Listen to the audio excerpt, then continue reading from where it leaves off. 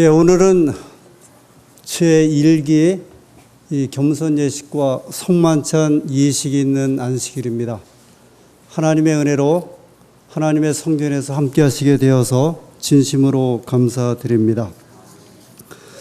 제가 성경을 통독하는 중에 요한일서에 있는 말씀을 아침에 읽게 되었습니다.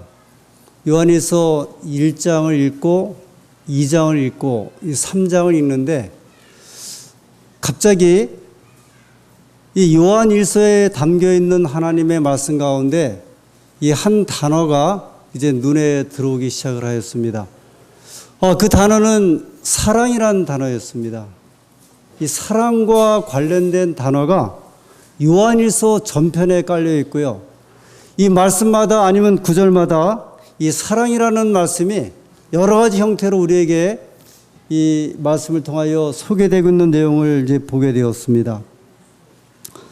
사랑하는 자들아, 이 말씀이 요한일서의 이제 주요적인 말씀입니다. 그러면서 덧붙이기를 서로 사랑하라. 우리가 서로 사랑할지니, 사랑하는 자들아. 그 다음에 형제란 말이 덧붙여서 소개되고 있습니다. 그래서 요한일서, 요한이서, 요한삼서는 아마 이 사랑과 관련된 아주 사랑이 아주 깊이 담겨 있는 이 말씀임을 우리가 이 말씀을 읽을 때 확인하고 기억하게 됩니다. 그런데 요한일서는 또는 요한이서는 요한삼서는 말 그대로 누가 기록한 말씀이죠? 요한이죠. 신약 성경에 두 요한이 이제 위대한 요한이 등장하는데 한 요한은 침례 요한이고요. 또 한 요한은 예수님이 12제자 가운데 한 제자였던 사도 요한이었습니다. 여기 기록한 요한일서는 예수님의 제자였던 그 사도 요한이 기록한 말씀입니다.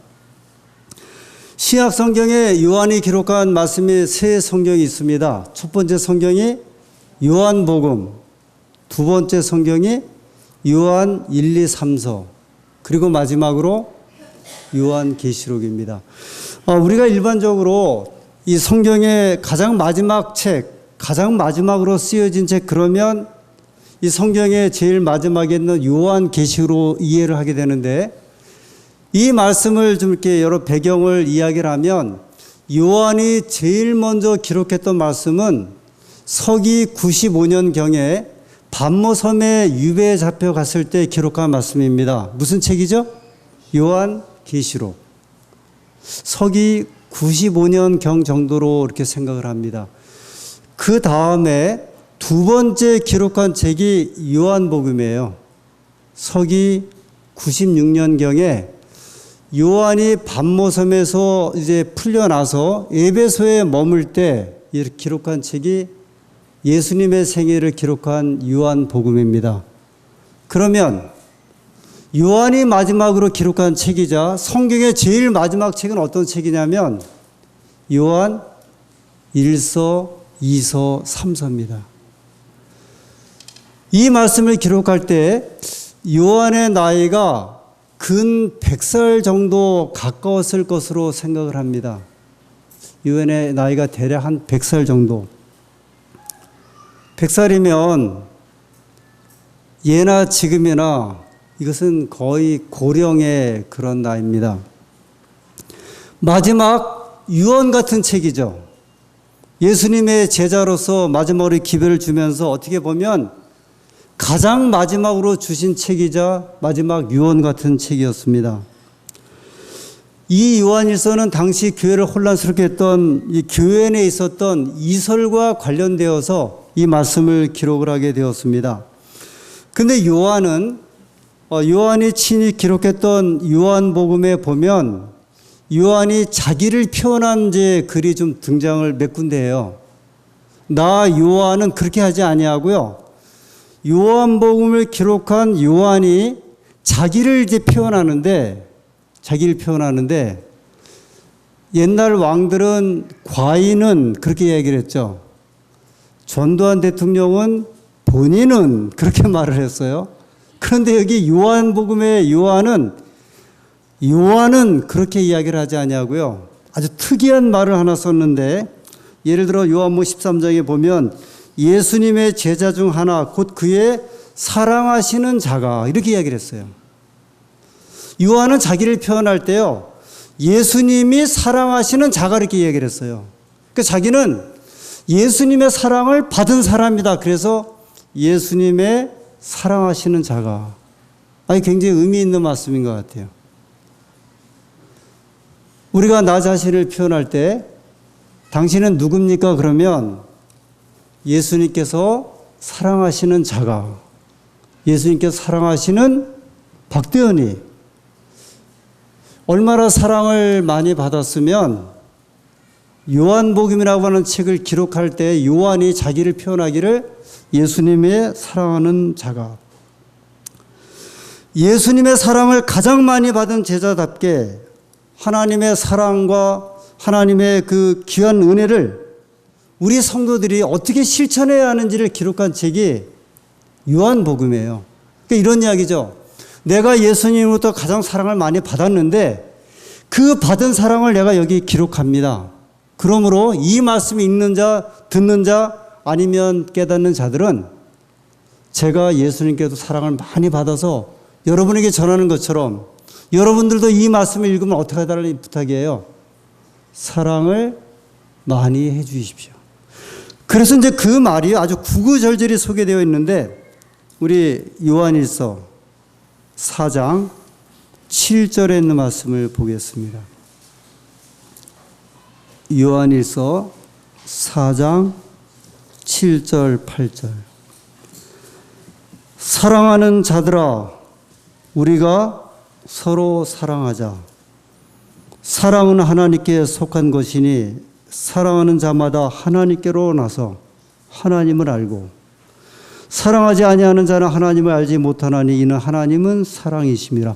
제가 요한일서를 읽어가면서 여기 이쯤에 왔을 때 갑자기 악상이 하나 막 떠올랐어요.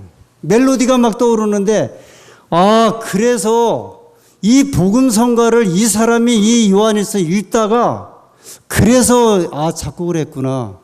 그게 유명한 복음성가, 사랑하는 자들아 서로 사랑하자. 이게 그냥 나온 찬미가 아니고요. 이것을 작곡한 이가 이 말씀을 읽다가 그가 작곡의 영을 받은 것 같아요. 그래서 그랬나요? 대쟁투 시리즈를 기록한 화이시, 대쟁투의 첫 번째 책이 무슨 책이죠? 부조와 선자. 그 처음이 이렇게 시작되죠. 하나님은 사랑이시라. 그 다음에 그 대쟁투의 마지막 책, 각 시대의 대쟁투 학원 제일 마지막에 화이시 선자가 이렇게 기록합니다. 만물은 하나님은 사랑이시라 선포한다 그랬어요. 그러니까 요한복음을 기록한, 또 하나는 요한 1, 2, 3, 4를 기록한 요한도 예수님의 사랑에 아주 깊이 빠졌던 사람이었고요. 마지막 시대 하나님의 종이었던 엘렌 G 화이트도 하나님의 받은 사랑을, 끊임없는 그 하나님의 사랑을 감사해서 그의 책 시작에 하나님은 사랑이라고 표현하셨고요. 그리고 마지막에 말하기를 만물은 하나님은 사랑이라고 선포하신다. 사실 이거는 엄청난 의미가 있는데 왜 하나님의 종들이 끊임없이 하나님을 사랑해 표현하실까? 그것은 마귀는 끊임없이 하나님을 고소할 때 어떻게 고소하냐? 하나님은 독재자라고 이야기를 했거든요. 하나님은 사람들을 죄의 구렁이로 빠져들은 그런 인물이라고 그렇게 이야기를 했거든요. 그것이 하늘에서 루스벨이 타락하게 된, 그 다음에 하나님을 대적하게 된 가장 주요한 이유가 그것이었습니다. 그래서 그랬는지 하나님의 종들은 끊임없이 우리에게 말하기를 하나님은 사랑이라고 말씀하셨습니다.